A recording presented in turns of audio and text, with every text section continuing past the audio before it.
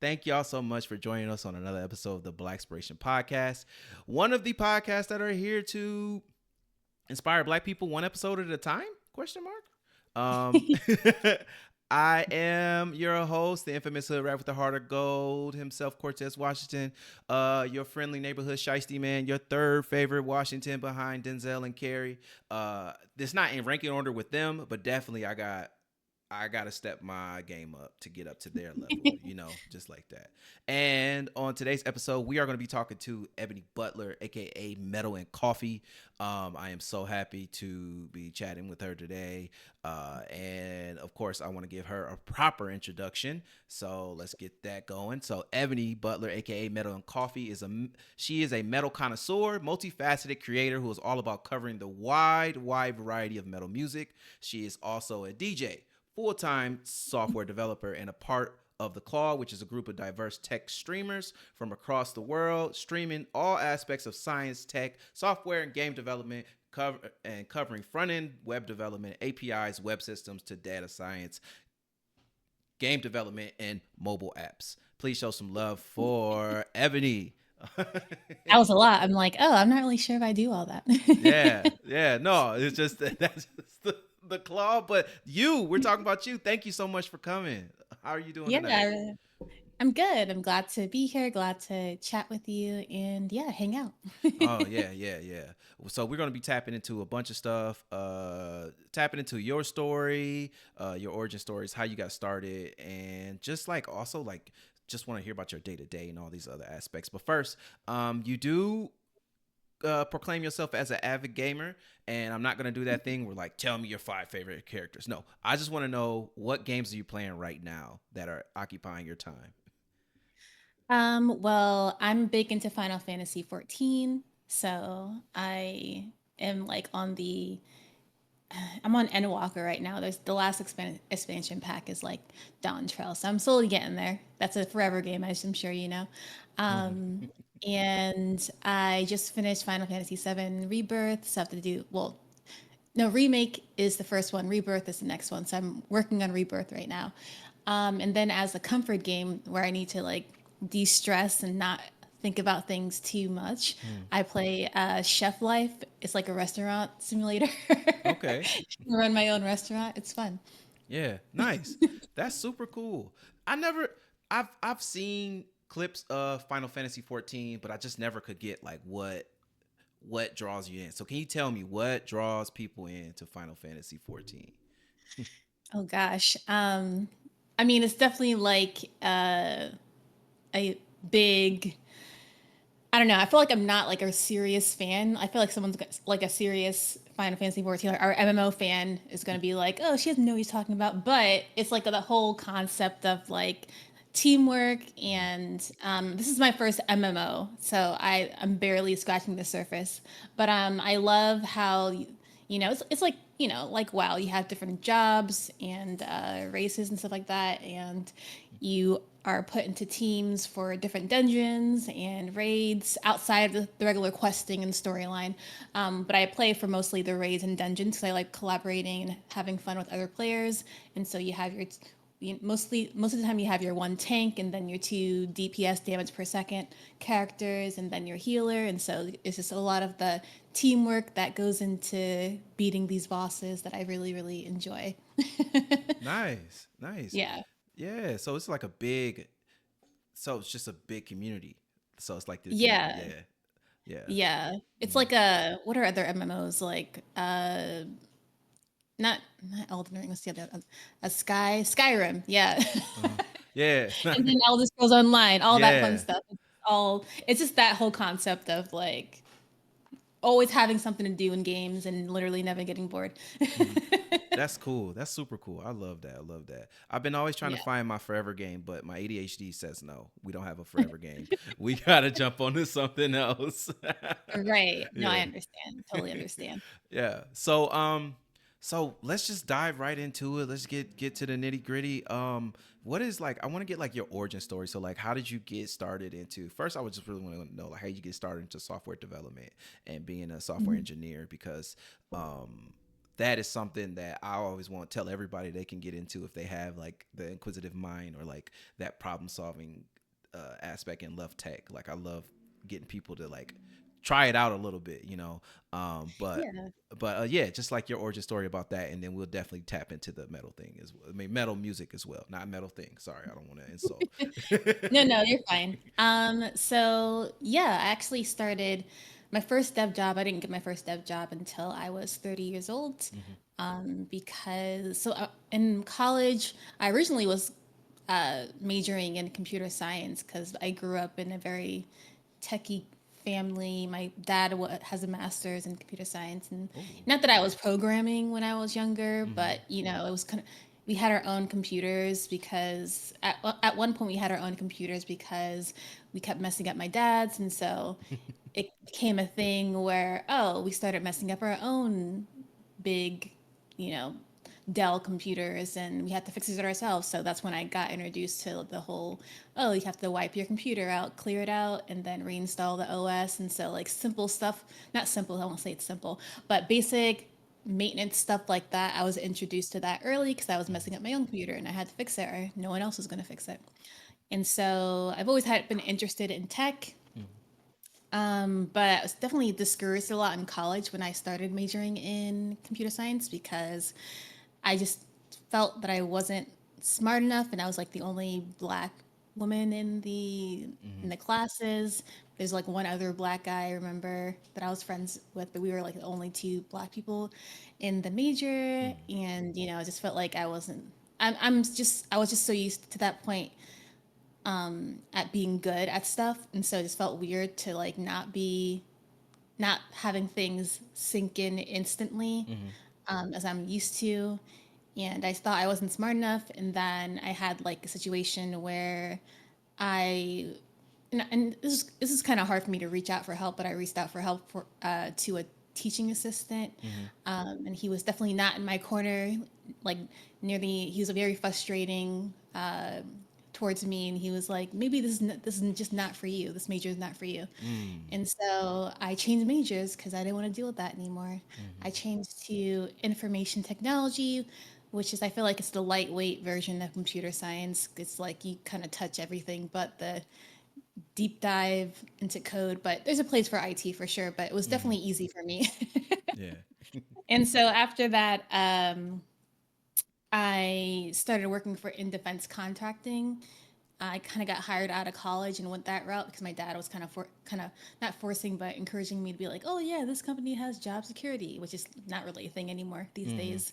And Yeah. so I worked with the in defense contracting for 6 years, and I was like, you know what, I'm ready to revisit programming. Like I don't believe what that dude said. That dude said years ago about this not being for me, and so Hmm. and I just went on a big journey of like teaching myself how to code. I started making websites, which is something I had experience with before, but I started getting serious about it. So around 29 to 30, I think it took me like a year and a half. I was like driving back and forth to work.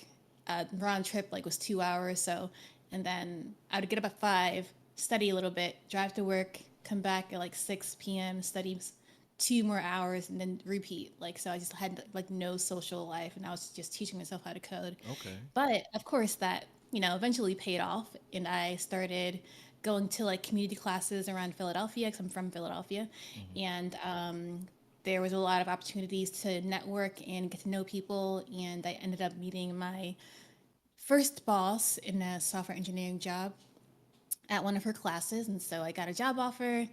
It was a pay cut for sure, but I had planned to take this pay cut and be like, I'm gonna be happier. So I took like Yeah. a $20,000 pay cut, and I was like, all right, this is gonna be a new career change for me, and of course it was for me because as soon as I started the job, I just knew I was where I was supposed to be, and I was having fun, Hmm. and it was challenging.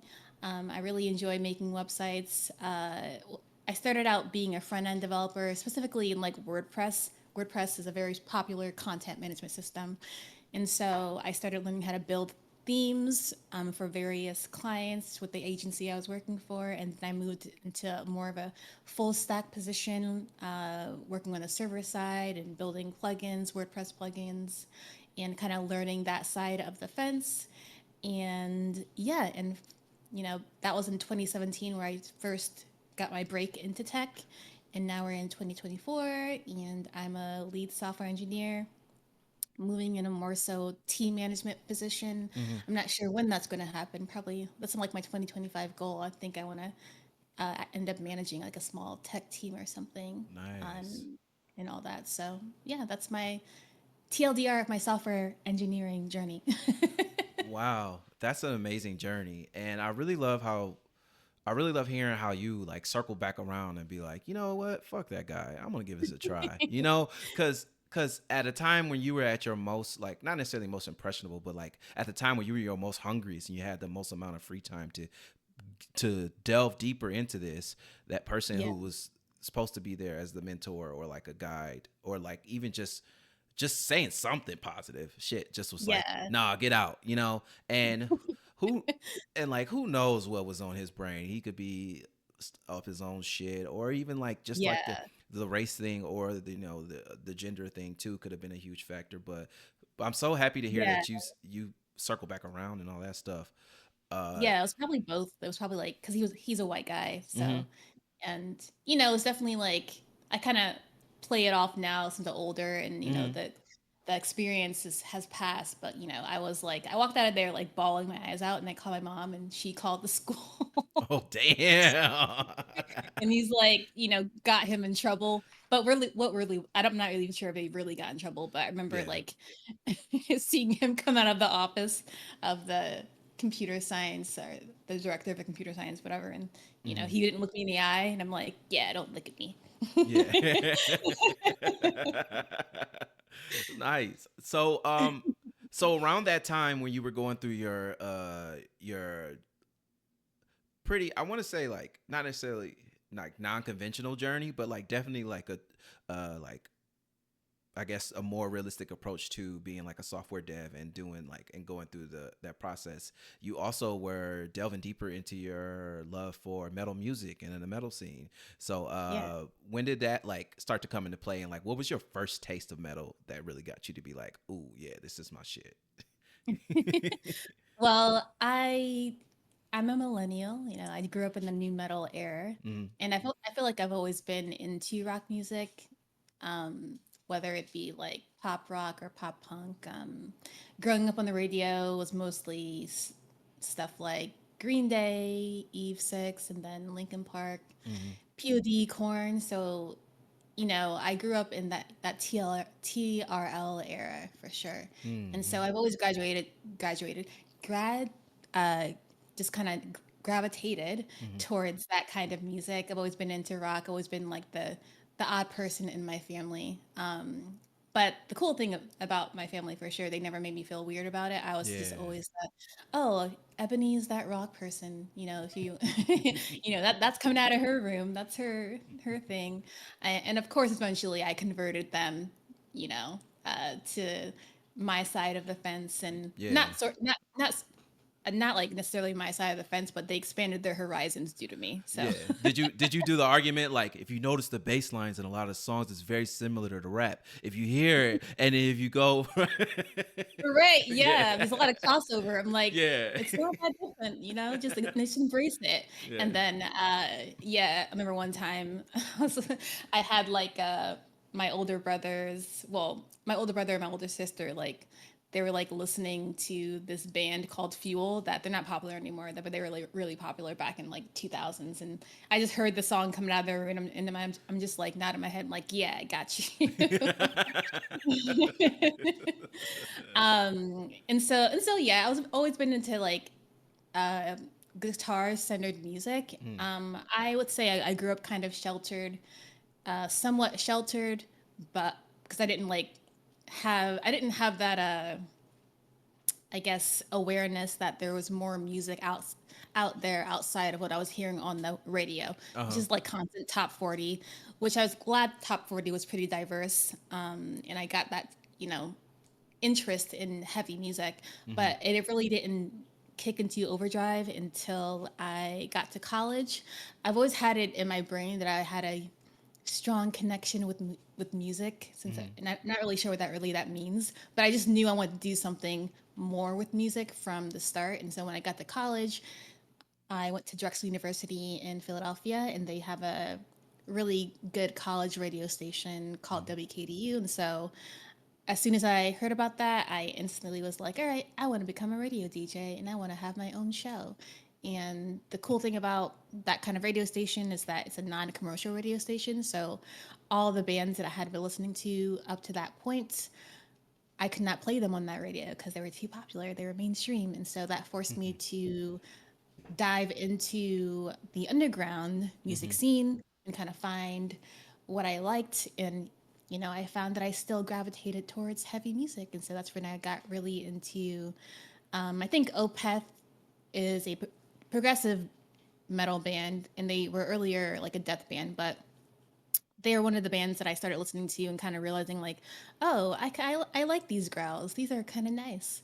Mm-hmm. And so that kind of opened my world up to the big world of metal, because growing up, I had a perception, like many people do have a perception, that metal music is just constantly aggressive, yelling, Mm-hmm. not understanding what they're saying. And sometimes it is that, but there's also different flavors of metal that is very slow and intentional and blues driven and clean singing, and that are just it's just a varying art form. It can come in different flavors, and that's why whenever Yeah. I'm like, I hear somebody that's like, "Oh, I don't like metal," I'm like, "You just haven't found the kind of metal that you like." Mm-hmm. Yeah. There's like 50 subgenres of metal music, so Yeah. there's even jazz metal. There's something out for you. Ooh, jazz metal. I've never heard it. I need to check that out. Jazz metal. Oh yeah. Adding that to the list tonight. I might go to sleep to that tonight. Right? Yes. Mhm. Yeah. So like that, it's always wonderful to hear people diving deeper into like a genre of music, because like for Mhm. one, I love house music. And so like Yeah. I always thought like house was just like what they show, how they show it on TV kind of, but then like diving deeper and deeper and deeper into it, and learning that like house and like techno had like origins in like the black community. And I was like, oh Yeah. hell yeah, I'm deep, I'm getting more into this, and so that's pretty cool. and Yeah. also and also like you like, I know like on your YouTube page too, you like really like lay out your journey of like some of the experiences you had too, which is pretty dope. If you're listening right now or watching, go check out our YouTube page. She got some dope ass videos on there. Definitely go look at it. But just like that, like the one thing I wanted to touch on was like this transition from like being that in person like radio personality to like transition into the digital space. Like how was that for you going from that? Because like us, we grew up like, even though you had computers in the house, like tech was like a luxury still kind of. And then now Yeah. to be in this space now where it's like intertwined in our daily lives is something that is like still pretty like astonishing when you think about it. So like how was that like Yeah. transitioning from like the personality to like the digital creator that you are? Um, I kind of feel like I was got stagnant a little bit about at the radio station. I Mm-hmm. was still enjoying it, and it was definitely like a cool ritual because I had a Sunday. I think yeah, I had mostly a Sunday show, and it was called it wasn't called Metal and Coffee until it was like 2011. I think it was called The Bittersweet Agony, but because I was listening to very like painful music, and I still do, whatever. Yeah. But I didn't transition into the Metal and Coffee brand until like early 2010s, Mm-hmm. and my show was on Sundays, and so I had a ritual of getting up every morning, making my coffee, driving to the radio station, and just playing tunes and hanging out with myself and taking in calls here and there, and sometimes I get some weird calls, and I was kind of getting a little burnout with that. Yeah. Just being like, and that's just a thing with being a woman in space primarily dominated by men, because Yeah. sometimes you get like weird men who just hone in on you and just want to Yeah. talk to you all the time.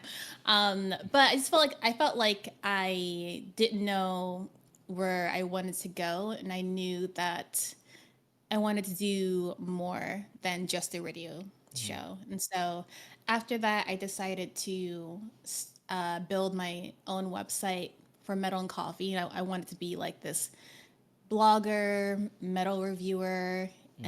and mostly just in written form. So I did that for like 3 or 4 years, writing a bunch of blog posts on metalandcoffee.com. Mm-hmm. And then started getting some eyes on my content, and then I started collaborating with other publications, and I started writing for Ghost Cult magazine, which is another publication that's doing really well and kills it in the scene. And then got kind of wind of an opportunity of doing like a not an online radio station gig, Mm-hmm. not a place where, I mean, not a place, but instead of going to an actual radio station, it's like strictly online. So I would Okay. record my episodes and then send them in, and they'd stream it on their platform. It's called Gimme Radio. They're still around, but I don't think they have the radio portion anymore. But so Hmm. I was a release DJ, a new releases DJ on there for a little bit, and that was more high profile because I had to put in the work to find new music, constantly find new music.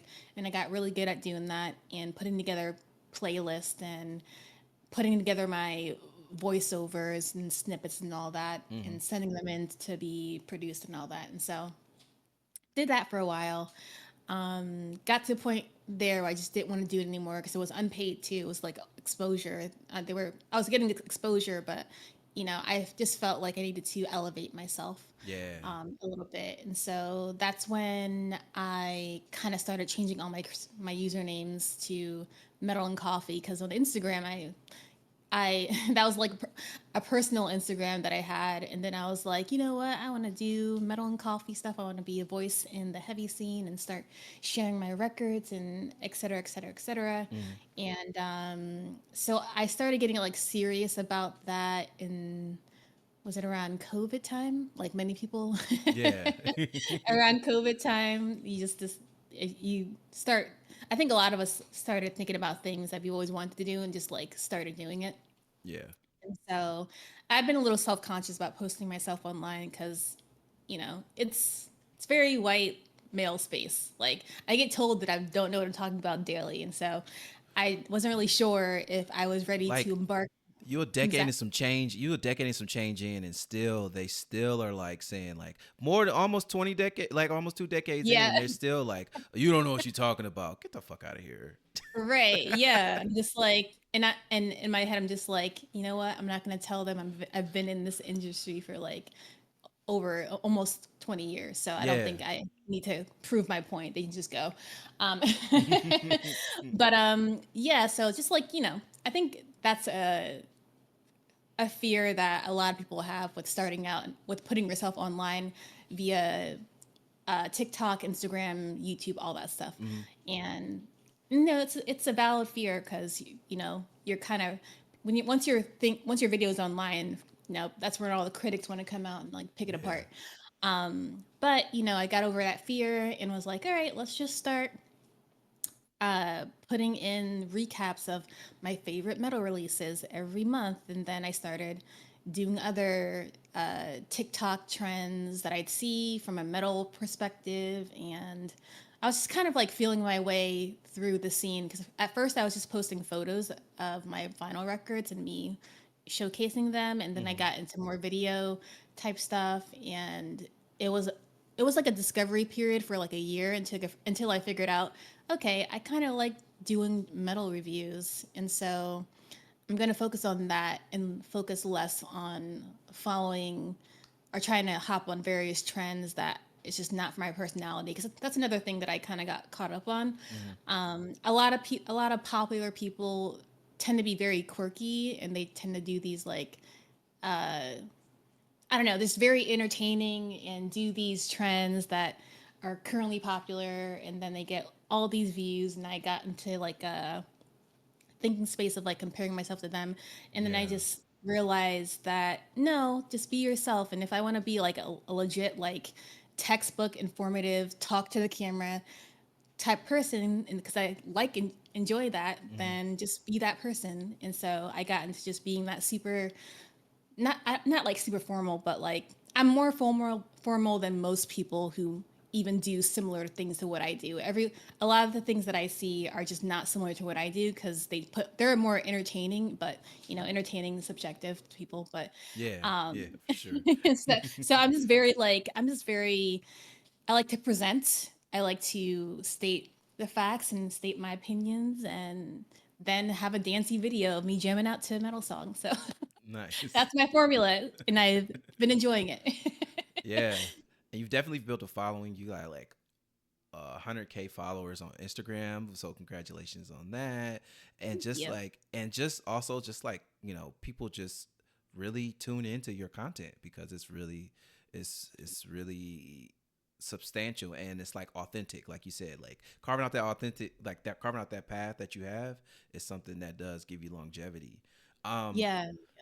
and speaking of like just like some of the weirdos you face in the Mhm. scene, like in what ways have you seen like the metal scene and the tech industry like intersect with like its culture and its expectations or even expectations on you when it comes to being in those spaces? Um, I guess the first thing that comes to mind is just being second guessed constantly. Mm. Um, I can definitely pull from one experience from tech and one experience from being in the metal scene where they found out my name's Ebony, and Ebony makes obvious that I'm a Black woman. So Yeah. they are less willing to talk to me, and they speak to me like I don't know what I'm talking about. And I remember having like an email exchange from my tech experience, but having an email exchange where they just like I explained something in very clear details, making it clear that I was like the lead engineer, and they still like told me that, oh, you're wrong, and repeat exactly what I said. So you didn't, and it was just a case of they didn't even bother to read what I said. They just Mm. assumed I was wrong and then repeated everything I said. So, yeah, so that's just a case where they just assume that I don't know what I'm talking about. And then on the metal scene side, and it doesn't happen often, but I get, questionable stares like, what are you doing here? Mm. And then I'll be questioned about if I'm wearing a metal band shirt, like, do you know what shirt you're wearing? Like, and I'm like, yeah, I dressed myself this morning. And Yeah. thanks. And yeah, just like questionable experiences like that. In terms of like aggressive like racism, I haven't experienced anything where they said it to my face, but there were a couple instances where friends of mine who are white, and they would tell me like, oh, this guy came up to me and said this about you, and I kicked his ass. And I'm like, good. Yeah. Yeah, I love hearing that. That's the funny thing. Like, they will never come up to you in person and say any of that racist shit to you. Yeah, if they were, then they would get a mouthful from me. And yeah, I don't take that lying down. But they're always too scared to come up to you in person. They want to say all that online behind a computer. Yeah. Yeah, you kind of swole too. I wouldn't want to say nothing to your face either, man. Right. I Yeah. lift weights. I punch. Yeah, you like even if your punch ain't strong, you can still like just toss me over your shoulder, pick me up, and just throw me over. so, Right. Yeah. so when you were like starting out, or just like even on your journey now, like who are some of the people that like you look to as like influences, both in like just like being like black media personality, but also being a software dev too. Um, Gosh, I feel like I don't have anybody specific in mind. Mm-hmm. I kind of felt like I just listened to a lot of, and I can't name any off the top of my head at this point because I haven't listened to in a while, but I remember listening to a lot of inspirational podcasts about just being an outsider in the industry and often surrounding myself with people who are with friends who are also software engineers and also Black women. Because whenever I meet another Black woman who's also a software engineer, I always Mm-hmm. like fangirl. And so I have a lot of friends that I admire for being a part of my support system. Not necessarily, they're not necessarily content creators Mm-hmm. themselves, but they're just people that helped build the support network around myself that kept me going towards the big career change and keeps continues to keep me going in Mm-hmm. the this career that is constantly test you. Yeah. Um, yeah, I mean, I can't think of any like specific Black creators that have inspired me. I follow a ton of like beauty creators, Black women who just kill it, and I feel like I'm not sure if I know a lot that are have music review content similar to myself. I feel like it's Mm-hmm. hard to find that, but I do follow a lot of general Black creators in the beauty space, in the commentary space, like Jackie Aina, and also streamers like Kiwi on the Sticks. I like watching her streaming content, gaming content, and so I just kind of like have this like general love for when I see other Black women creators and all the also Black creators as well. And yeah, I get inspired by all of them. I don't have anyone specific in mind. Nice, nice. Yeah. Yeah. It's always good to like, and when you in those space, it's always so funny when you in those spaces and it's just all white people and you see somebody black, you be like, "Hey, what's happening? Let me talk to you. Let me talk to you real quick. What's going on?" And then Right. you're like, Yeah. you, and then the back of your head is like, "I hope they ain't weird. Oh my god, I hope they're not I weird." know. Yeah. No, that's me too. Like I was at a tech conference last week Mm. and definitely see white people, but I've gone to it so much where like I know all the specific Black people that are there. Yeah, And whenever we see each other, like, "Yay, what's up? Let's come on, hang out with us." yeah. You, And then I, and then one of the other attendees always makes it a point to grab other Black people that he doesn't know and brings them over. yeah. And I'm like, yes, I love this. You sitting at the table with the folks and they like, look at that poor lost soul. Let's get that boy over Right? here. Yeah. Look at that boy over here. Come on, bro. Where you going? Don't go sit with them. You know you don't know them. Come here. Exactly. It's the best. And we're all able to talk unfiltered about our experiences, Mm, um, and just support each other. And yeah, I mean, it's all about that big support system. It's like I remember going through those conferences and not knowing anyone and feeling like I it was extra hard for me because I was one of the few. And yeah. dealing, sure, they could be nice, a lot of them are nice, I have nothing negative to say, but it's just about being different and Mm, you know also being made to feel different by some people who just are just looking at you like you're not supposed to be there.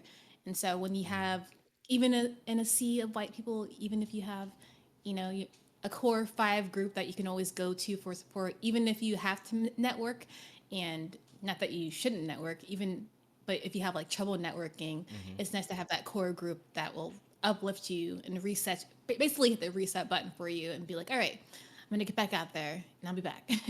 Yeah, yeah. That's super dope.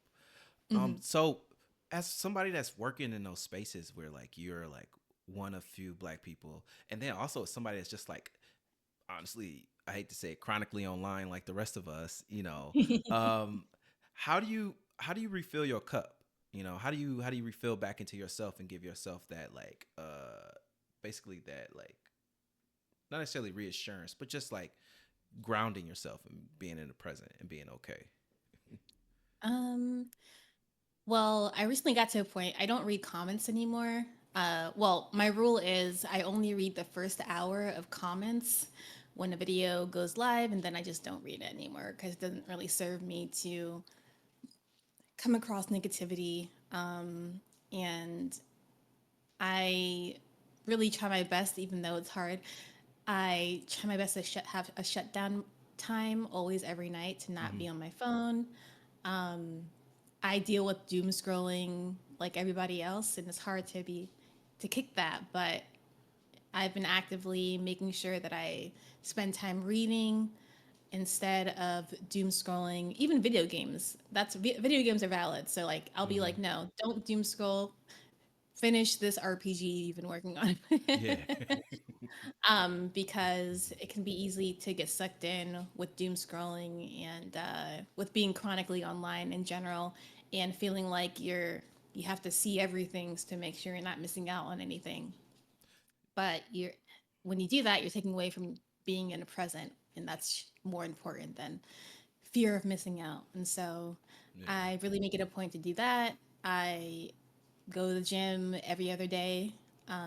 That's one thing I recently got back into after kind of realizing I kind of stopped doing that healthy habits from being chronically online too much. Hmm. And so I actively am patient with myself in the mornings. I have like a self-care checklist in the morning to make sure I do all these things Mm. before I'm able to log on to something. Like, Mm. don't look at Instagram or whatever first thing in the morning. That's not cool. Yeah. And so yeah, I'm still a work in progress, and that's why I have a lot of lists of things that as I mentioned, but it's working. I have like a lot of mental stability, um, a lot more than I used to a couple months ago, and I'm learning that sure I'm a content creator, but I'm still a person, and that's not my life, and I don't want to be chronically online. Even though I'm a content creator, I don't want to be chronically online. I just want to post my video and like leave. Yeah. Yeah, for sure. That's the hardest thing is just posting your stuff and then be like, all right, I'll see you later. And then just see what's Right. going Yeah. on.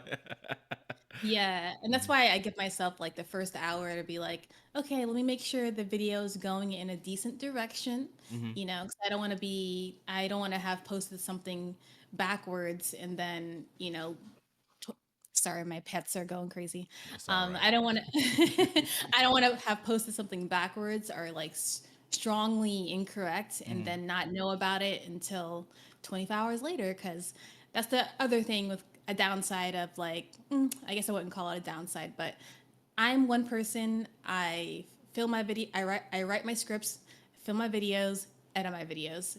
No one else does it but me, and so it can be very hard to catch things that are mispronounced correctly, that I might have missed vetting, and I said something incorrect. And that's another reason why I only post a video once a week because I just can't Yeah. I can't put that pressure on myself to be like, oh, the more you post, the more. I'm like, no, I'm going the slow and steady route, and it's yielding good results so far. Mhm. And so because I do that all on my own, and I don't have editors or all that, it just can be really hard to catch those things. And so allow myself to like, all right, let me see how the video is doing for the first hour, and then I log off. But the ultimate goal is to be like post and no more, no Mhm. more social. Yeah. Yeah. It's good to I'm so happy to hear you say you give yourself grace because a lot of people don't do that. And it is draining, being a especially you doing everything by yourself too. And then like being then being harder on yourself, like you got to do better next time, you got to do this, you got to do that. It's like it's Yeah. hard not to get that in the back of your head, but like honestly giving yourself that grace and being like, all right, if it's an edit I need to make, I'm gonna make the edit or I'm gonna do whatever. But yeah, it's so Yeah. wonderful to hear like you letting yourself be human, which is a weird thing to say, but you letting yourself be Right. human. Yeah. Exactly. Mhm. I mean, I'm definitely a perfectionist, and I'm a recovering perfectionist. So, Mhm. in the beginning, I'd have this thing. I would take down a video if I mispronounced something, and Oh wow. yeah, I would just delete it. Yeah. And I've learned over the past year or so of doing this that, you know, just keep those mistakes up because that makes you more human, and you're just a regular person. You're not perfect, so just keep the video up. You worked hard on it. You mispronounce something. Sure, if the video goes viral, for example, my African metal video, that went viral, and every comment is like, "You're mispronouncing the country name," and Mhm. I accepted it. I really did try it, but I remember it's funny because like I put a lot of work into my videos, and I legit will sit down and type, how do you pronounce this? Mhm. And I hear it, and then I think I'm pronouncing it right, and then because I'm doing so many things at once, I'll temporarily revert back to pronouncing something wrong and not notice it, and like those little things just kind of happen. And so I didn't delete the video, it's still up, but yeah. Nice. Yeah. I'm gonna be honest. If I deleted everything I made a mistake in, I would have no content online. Same, Yeah. same. Typos, just like I'm Yeah. like, darn it. Oh yeah. So before we get to the words of affirmation and like words of advice you have, I really want to get like what are like 3 albums you would recommend somebody to check out Oh, to get um, their first taste, to get their first taste, like get their feet wet, you know. their feet wet in the metal realm. Mhm. Um, well, if you're kind of into something that's a little more bluesy and psychedelic, and if you're like really into some groove and you don't mind a little sandy raw production, might want to check out the band Windhand. I'm blanking on the name of the record. I think it has the track Two Urns on it. I'm not good at with album names, I'll tell you that. I'll Okay, probably just that's give all you three right. bands. But yeah, so one band is Windhand. Technically they're like doom metal, stoner metal, and the characteristics of those two kinds of metal is that it's slow, very intentionally fuzzy, and it's it can be repetitive sometimes. It's all about invoking this really gloomy, thick atmosphere. And so, Mm. Windhand is the first recommendation. If you want to really dive into the kind of like the, I'll say sexy metal. And people probably have heard of this band before. Sexy metal, alternative metal, Sleep Token. They're really popular, and people will claim that they're not metal, but they are probably the best example of a gateway drug into metal. If you like a lot of the harder songs on their records, for instance, their latest record, I think, actually their second last record, um, "Take Me Back to Eden" is a really great example of what kind of metal you might like. And it's almost like in the metalcore realm, Hmm. but it is still very groovy and moody and just very can be very cinematic at times. So Sleep Token is a great gateway to more metal that you might like. um and then the last one, gosh, the last recommendation, I want something super fast. uh Cannibal Corpse. And this is like the typical crazy weird metal band name, but that's when you dive into metal, you'll end up realizing that a lot of it isn't about shock value. And Cannibal Corpse is in the death metal realm. It's all about Cookie Monster vocals and as much fast strumming and blast beats. And if you don't know what blast beats are, it's just when you it's a drums thing, and it's constant bass like back to back, like that's blast beats. My version of it.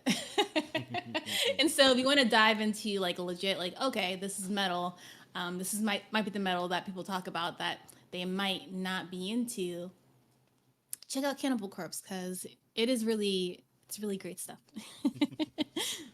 Nice. Thank you. Thank you so much. Mhm. Yeah, these are bands that I'm definitely probably gonna check out too myself. But you know, it was secretly for list for me. But I appreciate you giving everybody else some some I'm giving you a recommendations too. playlist. Yeah. All right. So we're getting close to the tail end of the episode. So this is the time for words of affirmation or words of advice. You know, it's just some mantras you like to repeat to yourself or things that Mhm. you feel like folks need to hear and need to invoke in their daily lives. So um, floor Okay. is yours. Um, this is kind of thing where I say you are valid, or I am, or not really sure. Yeah, yeah, something like that. Yeah, yeah, yeah, yeah.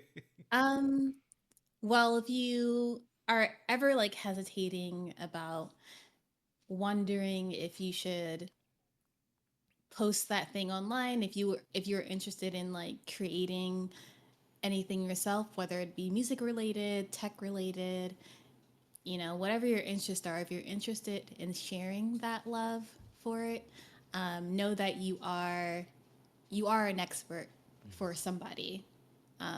Your voice is valid because people always want to learn from different people. Don't like pollute your mind with the fact that, oh, so and so is already doing what I want to do. Doesn't matter if they're doing what you want to do. You're gonna make it different because you are different from that person. And so, if you ever want to start creating, know that your voice is important. Know that it takes time and practice, and be confident in yourself always. And no one's perfect. If a video does not come out the way that you want it, still post it. That's you growing. So yeah, you can do it. Awesome. Yes. Ebony, thank you so much for being on the show. Really Yeah. appreciate you coming on, talking about your wonderful story, and just like just all the dope shit you're always doing. That's amazing. Um, Thank you for having me. yeah, of course, of course, of course. Last thing, where can the listeners find you? Where can the people watching find you on the socials, and what can they expect when they tune into your content? Um, well, I am a software engineer, but I don't really post about that stuff anymore. Happy to talk about it if you are looking to break into it. Also happy to talk about gaming. But when you look me up on Instagram or on TikTok, on Twitter, my handle is Metal and Coffee, and I mostly talk about music, metal music. I talk about specific bands. I do recaps of new stuff that came out for the month. I share hot takes. If I don't like something that everybody else likes, I'll share it and then get all the backlash. Um, but always happy to talk with, especially with other people of color that are into non-stereotypical things, and always happy to support people. So just reach out. You can find me on LinkedIn as well. If you go to metalandcoffee.com, literally all my socials are on there. So there you go. Nice, nice. Yeah. And if you want to keep tabs on us, you can follow us on Instagram at Blacspiration Pod, at Twitter at Blacspiration, Twitch, Blacspiration. We're there. And if you want to keep tabs on my co-host, Asia, hope you're enjoying the night off. Call me Asia on all platforms. Call me Asia with an underscore on Twitter. Whoever has Call Me Asia handle held hostage, please talk to us. We're willing to negotiate. Okay, we're willing to negotiate whatever your terms are. We're willing to meet it there. Okay. And so thank y'all so much for tuning in. And as always, be happy, drink some water, keep gaming, and I hope you left this episode feeling inspired. Peace. Take care. Bye.